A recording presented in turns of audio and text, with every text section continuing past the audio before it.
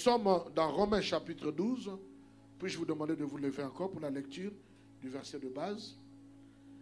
Romains chapitre 12, le verset 1 et 2. Romains chapitre 12, du verset 1 au verset 2.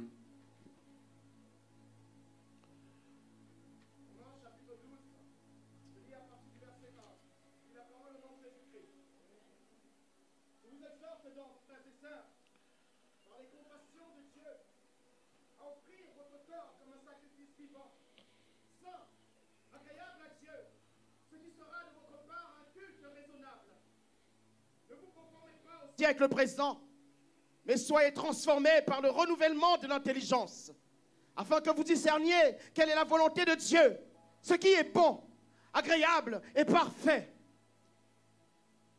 Amen. Seigneur, parle-nous davantage, que les écailles tombent de nos yeux et que nos cœurs puissent être saisis au point, Seigneur, que nous puissions totalement être et devenir un nouveau peuple. Dans le nom de Jésus, et tous les saints disent Amen. Prenons place. Je disais tout à l'heure au premier culte que l'un des grands obstacles que l'on puisse avoir dans sa vie pour intégrer une nouvelle société, pour s'établir dans cette société et même connaître l'épanouissement, le progrès dans cette société, il y en a plusieurs. Mais l'un des grands obstacles, à mon avis, c'est le problème de mentalité. La mentalité. Ce matin, j'étais en train de donner l'exemple des erreurs que j'ai faites en Allemagne quand je suis arrivé. Des erreurs qui pour moi c'était quelque chose de normal. Ça ne me gênait en rien. Parce que la mentalité dans laquelle j'ai grandi, les choses fonctionnent comme cela. Mais il a fallu que je puisse réaliser que je suis maintenant entré dans une nouvelle société. J'ai adhéré, j'ai commencé à vivre dans un autre milieu qui avait aussi sa mentalité à lui. Ce que je n'ai pas pu dire le matin parce que je courais derrière le temps, c'est que Bishop, à un certain moment, les églises qui m'invitaient ont arrêté de m'inviter pendant au moins 5 ans en Allemagne. Ils m'ont dit, nous aimons le frère Martin. Il est zélé. Il aime la parole. Il a la foi. Nous apprécions sa foi. Mais son caractère, sa mentalité, ça nous gêne un peu. Et toutes les églises qui m'invitaient ne m'invitaient plus. Premier problème, j'arrivais en retard. Deuxièmement, j'arrive en retard, mais tout souriant.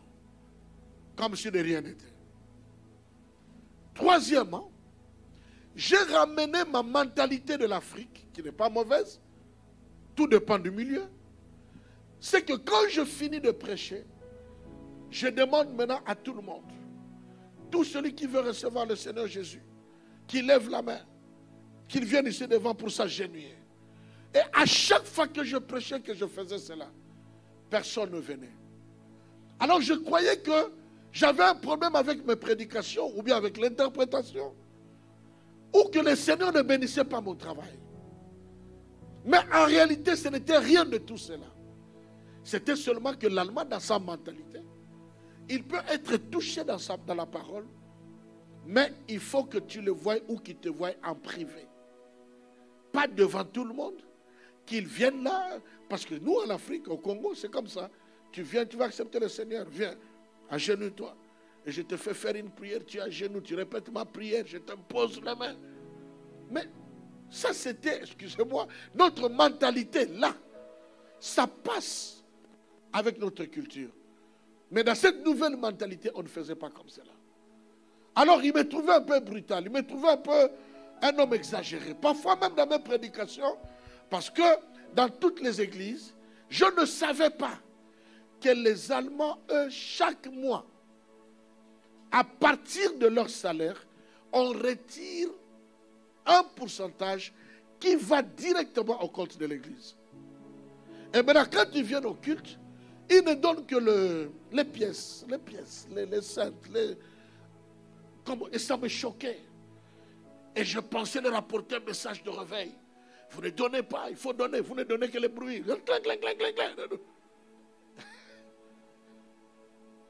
Alors, l'ensemble de toutes ces erreurs ont fait que il m'aimait mon évangile, mais ma mentalité avait besoin d'être travaillée. Avec tout ce que j'avais de bien, ma mentalité était devenue un blocage. Mais après les 5 années environ, j'ai appris à connaître la mentalité du peuple allemand. Je vous ai dit, et Dieu m'a fait grâce, c'est ce jeu que j'ai fait la théologie, que j'ai terminé, et ils m'ont donné 2 églises allemandes pour diriger, ça fait depuis 2012 jusqu'à aujourd'hui, et ainsi de suite, parce que je passe à leur mentalité. Quand tu compares mes prédications, tu verras que le fond est le même, mais la présentation est un peu différente. Quand je prêche dans mes églises allemandes, à cause de leur mentalité, je suis beaucoup très réglo, homilétique, point par point. Mais quand je rentre juste après le premier culte, je viens chez nous, le même message, mais la présentation, la couverture est autre. Un problème de mentalité. Et nous devons comprendre tout ce que nous a enseigné hier, tout ce que nous avons appris le vendredi, avant et plus tard, tout ce que nous apprendrons, le blocage peut être notre mentalité. C'est pourquoi l'apôtre Paul a parlé au peuple romain en leur disant, vous devez changer votre mentalité. C'est-à-dire quoi? La façon de penser, la manière de concevoir les choses. Et ne plus dire que chez nous, ça ne se faisait pas comme cela. Mais dire, voici la mentalité du royaume. Je suis devenu un fils, une fille du royaume. J'appartiens dans une nouvelle famille, comme nos 23 ou 25 qui se sont fait baptiser. Ils ont quitté un monde pour adhérer à un monde mystique. Un monde surnaturel qui a ses principes, qui a sa mentalité, qui a sa façon de voir les choses, de concevoir les choses et de dire les choses. Sinon, on a toutes les qualités, mais on va connaître des blocages dans la vie. Il faut un travail sérieux de changement de mentalité au milieu de nous. Nous devons développer en nous la mentalité de Christ, le comportement de Christ, voir les choses comme Christ le voyait, dire les choses comme Christ l'aurait dit, et aussi faire les choses comme Christ l'aurait fait à notre place. J'ai un exemple premier de la mentalité. Dieu prend Éden, suivez-moi très bien. Dieu prend, je crois que vous savez que le jardin d'Éden a existé avant le jardin d'Éden que nous connaissons. Dans le premier jardin d'Éden, c'est Lucifer qui habitait là-bas. C'est lui qui régnait et tout et tout. Et quand il y a eu le péché, il s'est passé ce qui s'est passé. Dieu a créé ce qui était dans le monde invisible. Il l'a ramené dans le monde visible. Il a créé le jardin d'Éden. Et il a dit, il faut que je puisse trouver un homme. L'homme qu'il a placé là-bas était à la fois Dieu et humain. Il était Dieu dans son fond parce qu'il est créé à l'image et à la ressemblance de Dieu. Mais en lui, il y avait aussi un autre problème qui pouvait affecter sa mentalité. C'est que le corps qu'il portait était un corps terrestre. Alors la Bible dit, Dieu a fait passer tous les animaux devant lui pour voir comment est-ce qu'il les appellerait. Pour moi, Dieu voulait vérifier si le fait qu'il ait porté le corps terrestre aurait modifié sa mentalité divine. Alors Dieu savait comment appeler chaque animal. Mais il a laissé le travail à qui? À Adam. La Bible dit, Adam a commencé à donner le nom à chaque animal.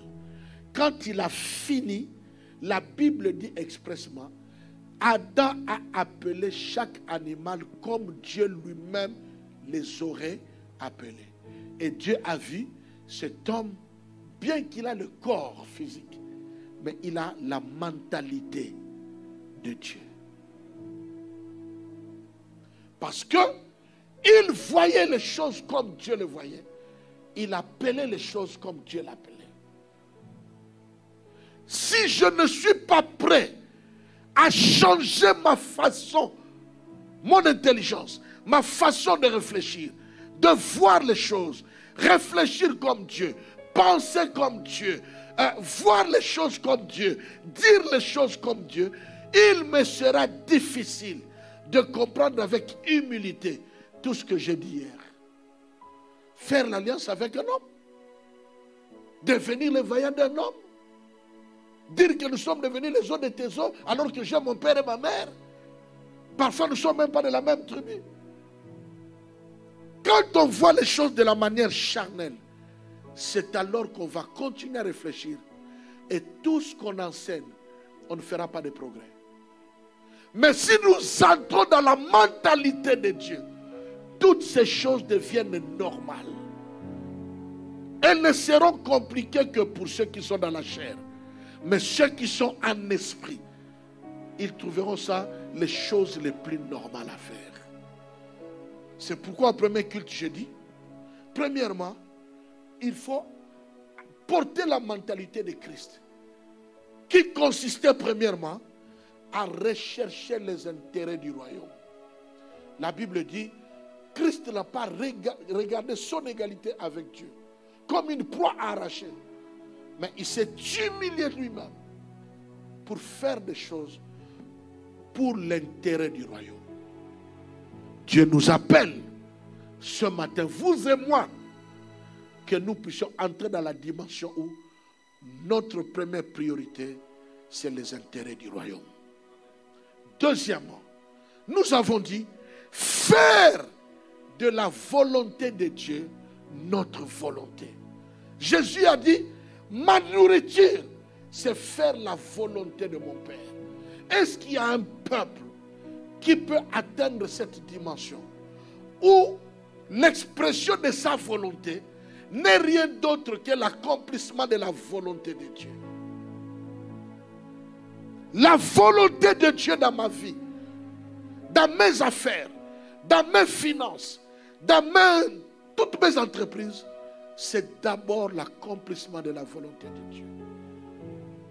Quand nous atteignons ce niveau de mentalité, de réflexion, de voir les choses, tout ce qu'on a dit hier, ça ne nous dira plus rien. Troisièmement, c'est l'esprit de sacrifice. Bien-aimé, la Bible, c'est un livre de sacrifice. Il y a une différence entre une offrande, un don et un sacrifice. L'offrande, on donne ce qu'on veut, ce qu'on peut, selon sa volonté. Et ça ne nous fait pas toujours mal. L'offrande, un don, une libéralité, ça ne nous fait pas de mal. Mais quand on parle du sacrifice, il n'y a pas de sacrifice sans souffrance. Vous m'entendez, peuple de Dieu? Ton offrande, ta libéralité, atteint le niveau du sacrifice si tu souffres en le faisant, par amour. La Bible dit, car Dieu a tant aimé le monde, que la seule chose qu'il pouvait faire pour prouver son amour, c'était de sacrifier lui-même. Dieu se sacrifiait lui-même. Nous ne sommes pas dans la période de la Pâque, mais souvenez-vous de la passion de Christ. J'aime beaucoup le film de... celui qui a fait le film sur la passion du Christ. Parce qu'il est parti sur les textes originaux pour pouvoir exprimer la douleur que Jésus a eue. Il y a un extrait de cela qui dit que le fouet qu'on avait utilisé pour frapper Jésus, c'était comme la queue, n'est-ce pas, de crocodile. Il y avait des épines. C'est-à-dire, quand on prenait ce fouet, on frappait sur Jésus, les épines perçaient le corps de Jésus. Et quand le soldat retirait le fouet retirait une partie de la peau de Christ et frappait encore. Si l'apôtre Paul dit, j'ai été frappé, j'ai eu 40 coups moins 1, c'est-à-dire 39, c'est que Jésus a eu 40 coups comme cela. Où on te frappe, les épines entrent dans la peau, et quand on retire, ça arrache ta peau, et on frappe encore, ça pénètre, on tire, ça arrache la peau pendant 40 fois. Tout ça à cause de quoi?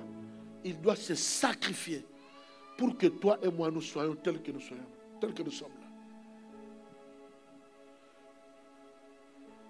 là. Et la Bible dit, il n'y a pas de culte raisonnable si nous-mêmes, nous ne nous sacrifions pas. Si nous sommes les fils d'Abraham et des filles d'Abraham, nous devons faire les œuvres de notre Père, Abraham. Et l'une des œuvres de notre Père Abraham, c'est qu'il était prêt à sacrifier la seule chose qu'il avait. Il a sacrifié tout ce qu'il avait de meilleur. C'est pourquoi Christ va dire même aux hommes, aimez vos femmes comme Christ a aimé l'Église.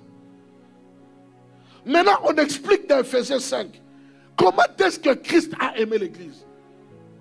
Christ a aimé l'Église, non pas lui en portant des fleurs, des cadeaux, des chemises, des lunettes, une belle voiture qui n'est pas mauvaise. Mais Christ a prouvé son amour à ce qu'il s'est livré lui-même pour sa femme.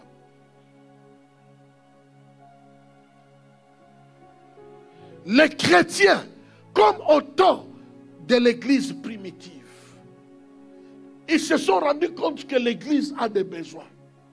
Qu'est-ce qu'ils ont fait? La Bible dit qu'ils ont commencé à vendre leurs propriétés, leurs biens. Pour faire quoi?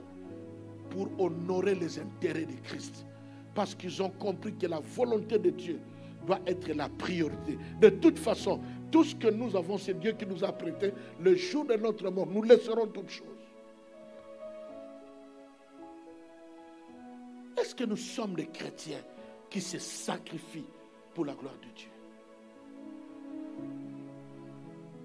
L'apôtre Paul dit, je suis prêt non pas seulement à être lié, mais aussi à mourir pour Christ. C'est-à-dire, je suis prêt non pas seulement comme un jury, qu'on se moque de moi, comme un fouette, mais je suis prêt aussi de laisser la peau, de laisser ma peau, de mourir à cause du Christ. Est-ce que c'est dans cette dimension-là que toi, Martin, tu aimes le Seigneur? Si déjà l'offrande, pendant toute l'année, tu n'as jamais donné une offrande de 50 €.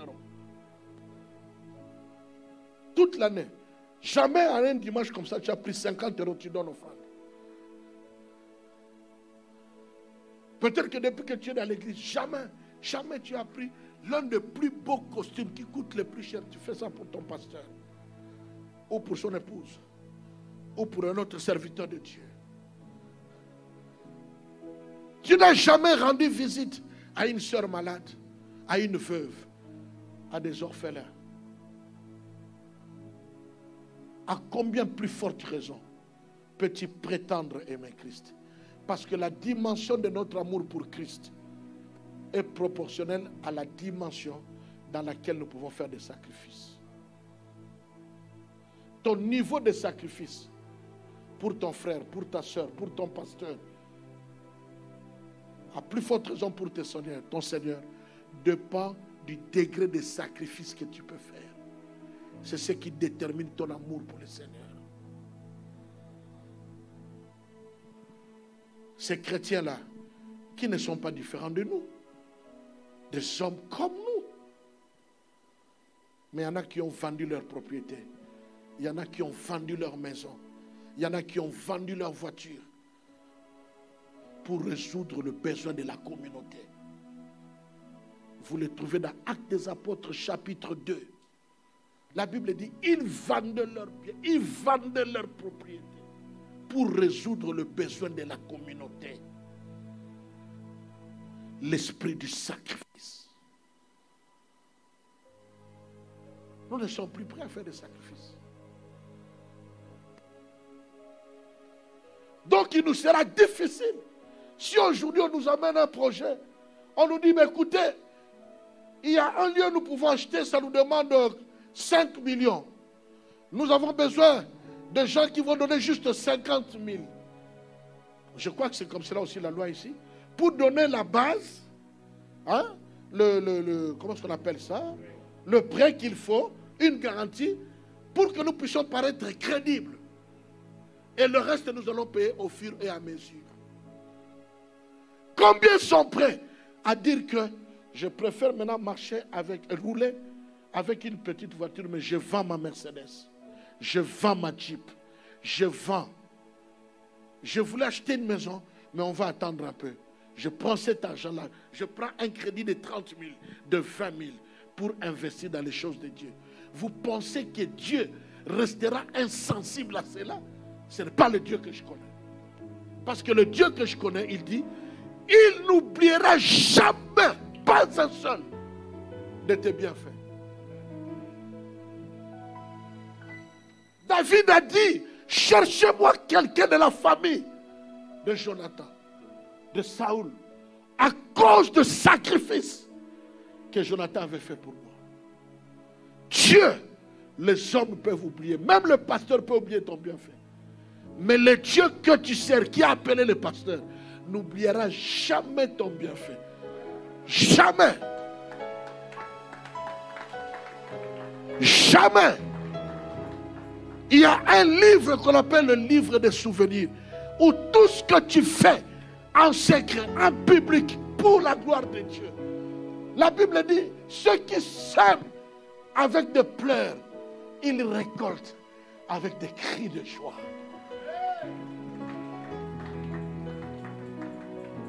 Quand nous donnons l'offrande, est-ce que l'offrande que je donne là, ça me fait mal? Est-ce que ça me fait mal?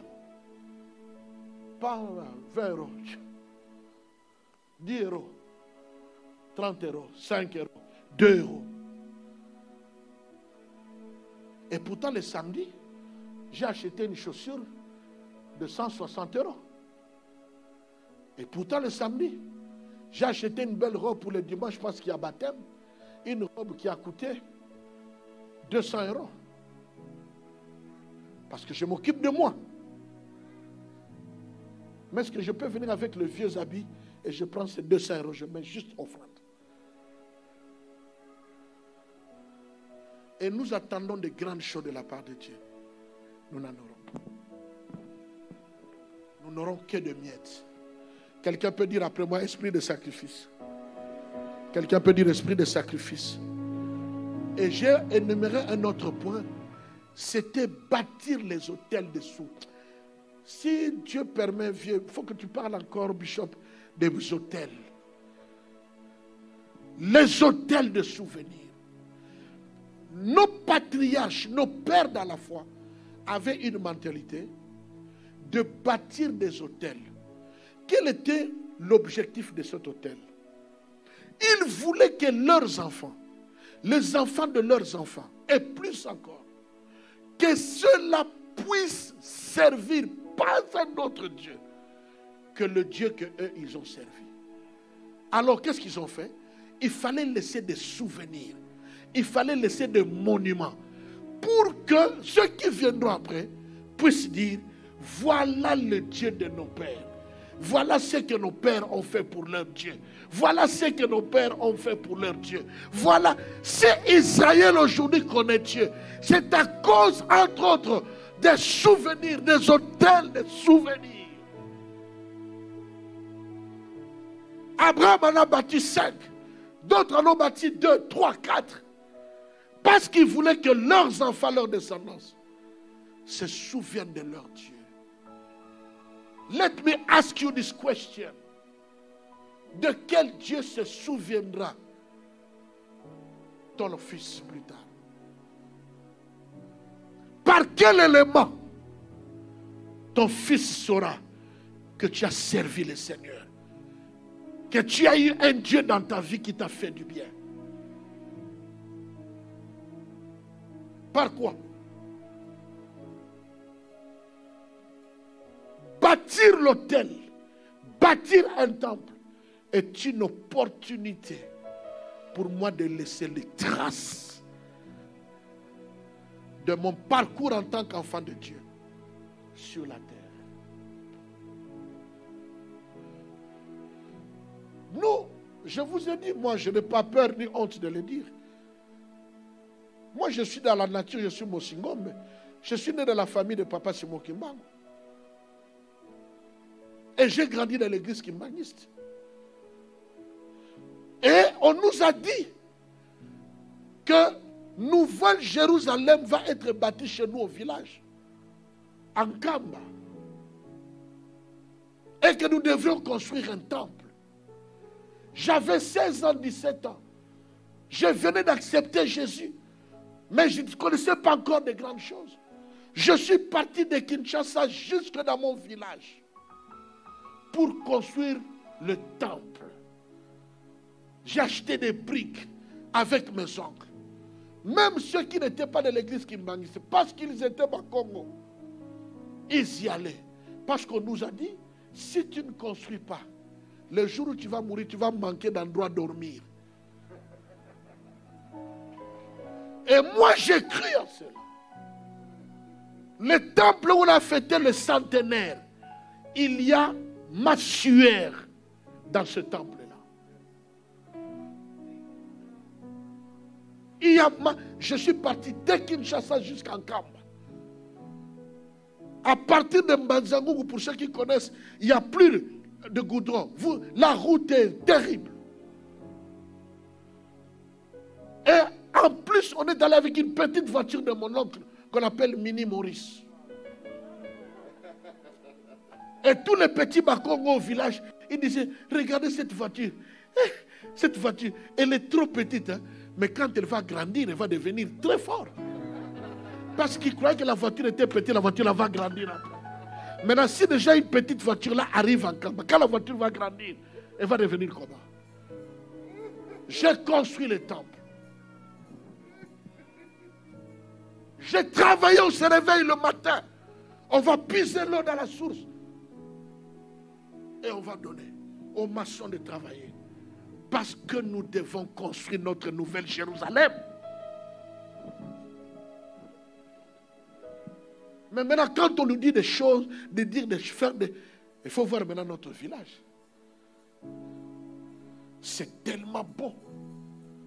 Il y a des Américains, des Antillais qui quittent le Noir, qui quittent les Antilles, l'Amérique, qui vont habiter dans notre village. C'est tellement beau. Il y a tellement de maisons. Il y a tellement de choses.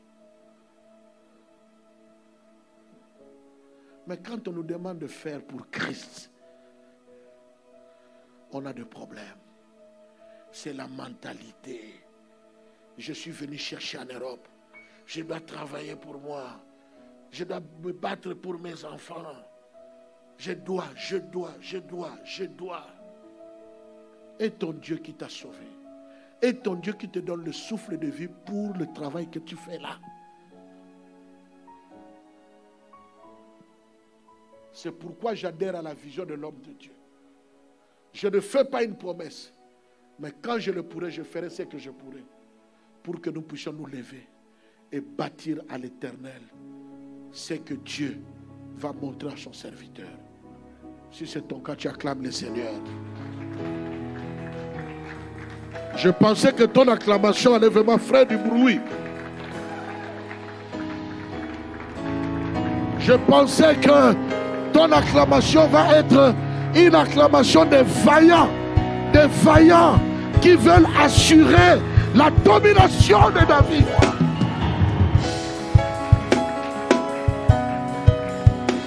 Merci. Donc en réalité, assurer la domination de David, ce n'est pas un homme que nous servons. C'est Dieu. Parce que Dieu exprime et accomplit sa volonté par un homme comme toi, comme moi, qu'il a utilisé.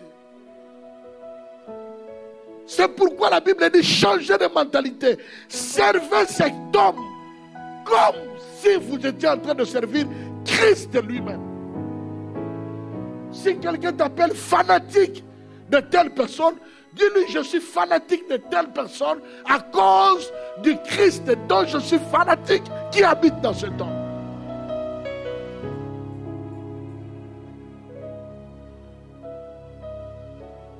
Nous terminons.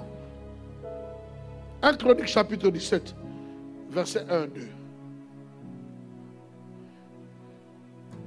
Je termine par là.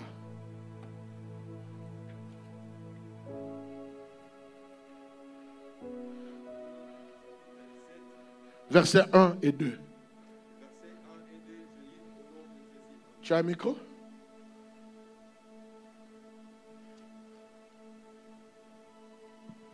Lorsque David fut établi dans sa maison,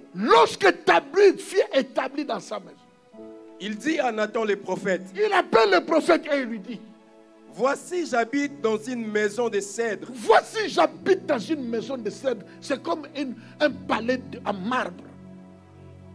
Et l'arche de l'alliance de l'Éternel est sous une tente. Et les choses qui représentent Dieu, qui m'a donné ce palais et la vie, qui m'a établi roi, habitent dans une tente. Nathan répondit à David, fais tout ce que tu as dans le cœur. David n'a pas continué à parler, l'homme de Dieu a compris ce que David voulait dire. Car Dieu est avec toi. Dieu est avec toi, fais tout ce qu'il y a dans ton cœur. Et qu'est-ce qui était dans le cœur de David? Il a dit c'est inconcevable, c'est incanissable, c'est impensable, c'est insupportable que moi, un homme pécheur, avec toutes les erreurs que j'ai traînées dans ma vie, et certaines erreurs dont je n'arrive pas encore à abandonner, mais c'est Dieu m'a choisi. La Bible dit, hein, et Dieu continue à l'élever. Lis le chapitre 18. Et Dieu continue à l'élever, devenir plus fort. Quand David a vu toutes ces choses, maintenant il regarde les choses de Dieu, c'est dans une tente. Il a dit c'est impossible. Ça ne peut pas, c'est bon, merci. Il dit ça ne peut pas continuer comme ça. Ma maison ne peut pas être plus jolie, plus belle que là où je vais pour adorer mon Seigneur. Il n'a pas continué sa phrase. Le prophète Nathan compris. Il a dit, fais ce que tu veux. Et qu'est-ce qu'il voulait faire? Il dit, je vais bâtir à l'Éternel un temple. La mentalité de David. Tout ce qu'on a fait pour lui, qu'on a appris hier. Lui n'a pas pris ça pour sa gloire. Maintenant c'est moi, maintenant c'est moi. Mais il savait que tout le monde le faisait à cause du Dieu qu'il avait appelé. Et il s'est pointé lui-même, non pas seulement comme le visionnaire, mais comme l'un des premiers provisionnaires. Il a dit, pour la maison de mon Dieu, je ne donnerai pas les choses qui ne me coûtent rien. Allez-y voir dans le livre des Chroniques tout ce que David a donné pour la maison de l'Éternel. Parce que dans la mentalité de David, il ne peut pas être mieux que son Dieu. Sa maison ne peut pas être mieux que la maison de l'Éternel. C'est inconcevable. Celui qui me donne habite dans une tente. Moi qui reçois, je suis dans des palais en marbre. C'est inconcevable. Est-ce qu'il y a des cœurs aujourd'hui qui peuvent dire c'est inconcevable? Est-ce qu'il y a des hommes et des femmes qui peuvent dire c'est pas normal? On ne peut pas continuer comme ça. La mentalité de David, Dieu en première position. Dieu, il ne peut pas être plus riche que Dieu. Il ne peut pas être plus grand que Dieu. Il ne peut pas être la première place que Dieu. C'est-à-dire Dieu en première place par rapport à tout, dans sa vie et dans tout ce qu'il fait. Est-ce que c'est la mentalité que Dieu a? Combien aujourd'hui sont prêts à faire des sacrifices pour bâtir les hôtels de souvenirs? Pour dire, je ne sais pas combien d'années il me reste encore de vivre, mais je ne veux pas rentrer d'où j'ai été tiré sans laisser des souvenirs pour mes fils, pour les enfants de mes enfants. Eschatologiquement, le monde ne joue plus en notre faveur. Nous ne savons pas ce qu'on va imposer à nos enfants, aux enfants de nos enfants plus tard. Il est prudent et sage que nous puissions préparer de bonnes choses pour nos enfants. Si nous avions nos écoles, si nous avions nos hôpitaux, si nous avions, c'est pas moi, nos entreprises de chrétiens, beaucoup de choses ne seraient pas comme nous les vivons maintenant. Mais ce n'est pas impossible. Tout est possible à Dieu et tout est possible à celui qui croit. Je te supplie par les compassions de notre Seigneur Jésus. Je ne me suis pas déplacé ici juste pour remplacer, parce que Martin doit passer, parce que bon, le révérend Bruno était fatigué, il a besoin de quelqu'un. Ce n'est pas pour ça que je suis venu. Je suis venu pour que vous et moi, après ce programme, que nous puissions prendre des décisions qui nous amènent à aller d'une dimension à une dimension beaucoup plus grande, où nous allons devenir influents, impacter la ville, influencer la ville, sans faire du marketing. Les autorités vont commencer à nous chercher et demander nos avis, parce qu'ils savent que ces hommes, ils sont puissants. La Bible dit, ton Dieu ordonne que tu sois puissant. Change de mentalité et prends des décisions. Et si Dieu ne se souvient pas de toi, je jetterai ma Bible et je ne la prêcherai plus. Si Dieu ne te fait pas du bien à cause des sacrifices que Dieu attend que tu puisses faire, parce que en amenant David là où Dieu l'attend, c'est toi-même qui montes et ce sont les choses de Dieu que tu accomplis. Un peuple a dit Amen. Un peuple a dit Amen. Un peuple a dit encore Amen. Un peuple a dit Amen. Est-ce que tu peux te lever là où tu es? Lève-toi là où tu es, lève tes deux mains. Le groupe de musique, je ne sais pas comment le programme, vous pouvez déjà venir s'il le faut. Je ne veux pas appeler les gens devant. Nous avons la Sainte Seine. Est-ce que tu peux prendre la scène aujourd'hui comme signe de décision que tu prends, que le bishop ne connaît pas, que les pasteurs, les évangiles de l'église ne connaissent pas encore, mais des décisions que tu prends dans ton cœur pour que tu sois le premier à marquer un signe fort après ce message pour dire nous devons trouver un endroit qui est beaucoup mieux, un endroit qui est beaucoup plus grand. Nous devons doter les ministères d'autres conditions. Est-ce que tu peux prendre la Sainte Seine aujourd'hui comme signe de la décision que tu prends dans ton cœur pour booster notre ministère, le Jubilé, aller dans les grandes dimensions? Est-ce que tu décides d'entrer dans la liste des vaillants hommes qui ont dit nous allons assurer la domination de David? Est-ce que tu veux entrer dans cette liste? Est-ce que tu as décidé d'entrer dans cette liste? Que tu sois choriste, pasteur, évangéliste, diacre, ancien ou membre de l'église. Lève ta main là où tu es. et parle au Seigneur selon l'élan de ton cœur et selon que le Saint-Esprit t'a convaincu. Lève ta main et parle au Seigneur. Lève ta main et parle au Seigneur pendant que l'homme de Dieu s'approche.